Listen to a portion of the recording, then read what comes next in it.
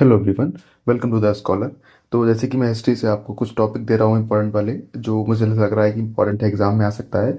तो उसी जो एक सीरीज चल रही है हमारी, उस सीरीज में हमारा जो नेक्स्ट टॉपिक है वो नेक्स्ट इंपॉर्टेंट टॉपिक है Congress of Vienna. Congress of Vienna, जैसे कि आप ये देख सकते हैं, जो ये फोटो दिखाई पड़ रहा है आपको, ये सारे जो हेड ऑफ स्टेट्स हैं वो सब इस तरीके से यहाँ पे बैठे हुए हैं, जो हेड ऑफ स्टेट है। और ये मीटिंग चल रही है। ये जो मीटिंग है ये एक पोर्ट्रे है, दिखाने की कोशिश करी गई है कि ये क्या चल रहा है कांग्रेस ऑफ वियना। यानी कांग्रेस ऑफ वियना का मतलब यानी कि वहाँ वियना में जो ट्रीटी चल रही थी, आप इसको ट्रीटी ऑफ वियना भी कहते हैं। और ये कब हुआ था? जब जब 1815 में जो नेपोलियन थे, नेपोलियन थे वो क्या हो गए थे, उनकी हार हो गई थी। किसने उनको हराया था? उनको जो कंजर्वे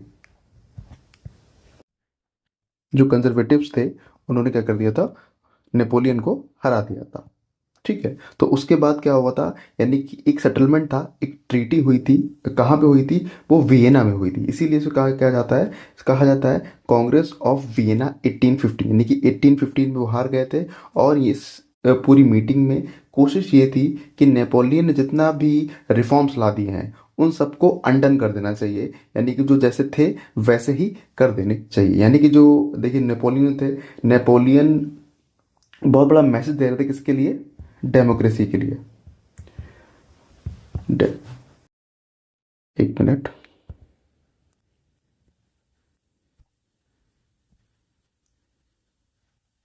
जो नेपोलियन थे, नेपोलियन बहुत बड़ा मैसेज दे रहे थे, किसके लिए? डेमोक्रेसी के लिए। ठीक है। तो डेमोक्रेसी का मैसेज दे रहे थे और पूरे यूरोप में देने की कोशिश की है, जिस वजह से उन्होंने 16-17 वॉर्स लड़े थे। तो हो क्या गया था, तो कंजर्वेटिव जितने भी कंजर्वेटिव्स थे वो सब डरे हुए थे कि मतलब कि जो हमारा एम्पायर है वो ख़त्म ना हो जाए, हमारी जो पावर्स है वो ख़त्म ना हो जाए। इसलिए क्या होता है, 1815 में जितने भी कंजर्वेटिव्स होते हैं वो सब साथ में आते हैं और नेपोलियन को वहाँ से हरा देते हैं। तो उसके बाद क्या, जैसे नेपोलियन वहाँ से हार जाते हैं तो फिर एक ट्रीटी होती है। ट्रीटी का मतलब यहाँ पे डॉक्यूमेंटेशन कर रहे हैं कि हम क्या क्या अंडन कर सकते हैं। तो देखिए उसमें क्या होता है, ये इस तरीके से। और ये जो वियना में जहाँ पे हुई थी, उस बिल्डिंग का नाम भी कभी कभी मतलब पूछ लेते हैं कभी कभी। उस बिल्डिंग का नाम मैं आपको बता दे रहा हूँ। उस बिल्डिंग का नाम है बॉल हॉज प्लाट्स। इस बिल्डिंग में ये मीटिंग हुई थी।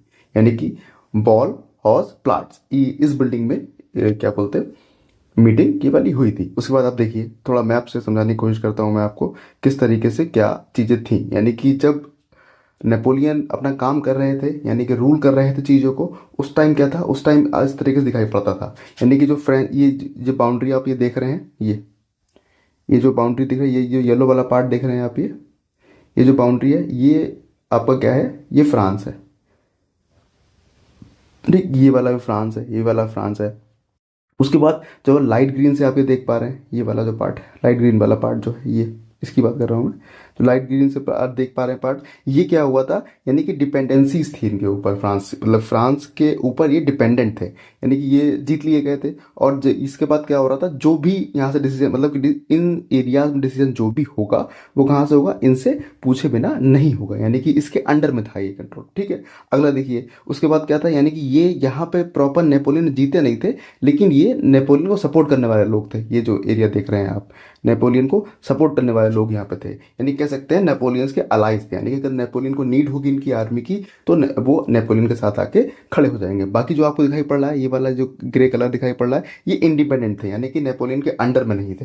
तो ये सिचुएशन थी नेपोलियन के टाइम पे। यानी कि यहाँ तो रूल हो ही रहा है नेपोलियन का। और ये नेपोलियन, ये वाला एरिया जो है, ये वाला जो एरिया है वो नेपोलियन ने जीत लिया है। और इसकी बात जब आप करेंगे, ये वाला एरिया, ये किसके थे, ये अलाइज थे किसके, नेपोलियन के। यानी कि नेपोलियन को सपोर्ट करने वाले एम्पायर्स थे या फिर कंट्रीज कह सकते हैं आप इनको। ठीक है। तो 1815 के बाद हुआ क्या था वो मैं आपको अगले मैप में दिखाता हूँ।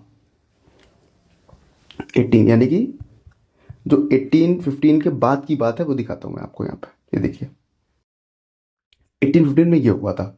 1815 में जो फ्रांस की बाउंड्री थी वो तो फ्रांस में आ गई, मतलब जितना फ्रांस था उतना ही रखा गया उसको। यानी कि जितना पहले था जितना एग्जैक्टली फ्रांस था। ठीक, फ्रांस के बाद होता क्या है, जो ट्रीटी होती है, ट्रीटी में ये कोशिश की जाती है कि ये जो एरिया है, यानी कि इस तरफ, यानी कि ये नॉर्थ है और ये साउथ है।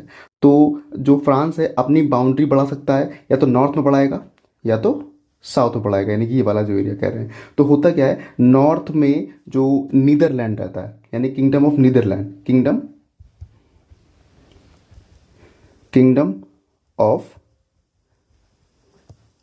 नीदरलैंड, किंगडम ऑफ नीदरलैंड, ये रख दिया जाता है ताकि ये फ्रांस यहाँ से ना पड़ सके। ठीक, उसके बाद यहाँ पे क्या होता है, यहाँ पे क्या कर देते हैं, एक और जिनोआ होता है, ये देखिए लिखा हुआ भी है यहाँ पे, जिनोआ,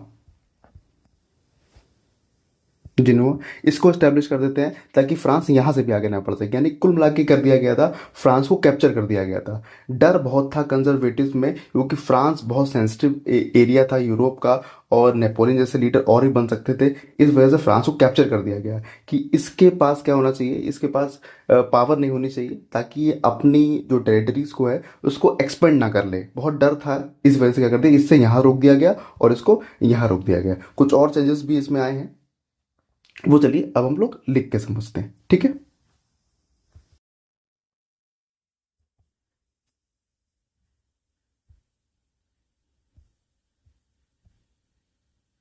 चलिए,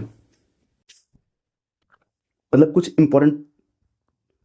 जो इंपॉर्टेंट पॉइंट्स हैं इसके, वो मैं लिखवा दे रहा हूँ आपको। आई होप समझ में आ गया होगा आपके। देखिए, जो पहला दिखाई पड़ता है वो ये, जो पहला दिखाई पड़ता है वो ये देखिए, जो फ्रांस था, फ्रांस में बर्बन डायनेस्टी आ गई थी, यानी कि बर्बन एम्पायर भी कह सकते हैं, यानी कि इनका रूल 1815 के बाद शुरू हो गया था। दूसरा देखिए, यानी कि जो भी कॉन्क्योर्ड एरिया था, एरिया जो अंडर फ्रांस था, उसे क्या कर दिया गया, उसे डीकैप्चर कर दिया गया, उसे हटा दिया गया वहां से, यानी कि फ्रांस से निकाल दिया गया। उसके बाद देखिए, मैंने बताया आपको, जो नीदरलैंड, नीदरलैंड था वो कहाँ, नॉर्थ में आ गया था। और जो जिनोआ था वो साउथ में आ गया था फ्रांस को कैप्चर करने के लिए। ठीक है, उसके बाद देखिए, जो पोलैंड था, अब इसमें पोलैंड वाले में दिखाता हूं मैं आपको, जो पोलैंड था वो दे दिया गया था रशिया को, पोलैंड रशिया को, ये मैं दिखा देता हूं एक बार आपको। ये देखिए, ये रशिया है, ये रशिया है, और ये एरिया था पोलैंड का, ये दे दिया गया था किसको, ये रशिया को दे दिया गया था। ठीक है, उसके बाद ये देखिए, एक और पॉइंट है इसमें, जो प्रोएशिया है, यानी कि ये प्रोएशिया था, प्रोएशिया के पास ये सेक्सोनी था, सेक्सोनी किसे दे दिया गया था, और ये इससे कि 1815 से पहले फ्रांस के पास था, यानी कि उसके कैप्चर किया हुआ था, इन्फ्लुएंस था फ्रांस के, तो ये किसको दे दिया जाता है, प्रोएशिया को दे दिया जाता है। यानी कि जो सेक्सोनी था वो दे दिया गया प्रोएशिया को। ठीक है, नेक्स्ट पॉइंट देखते हैं। और जो ऑस्ट्रिया था, ऑस्ट्रिया को कंट्रोल किसके ऊपर मिल गया था, जो नॉर्थन इटली था, नॉर्थन इटली के ऊपर क्या हुआ, कंट्रोल इसको मिल गया था, कंट्रोल बाय ऑस्ट्रिया।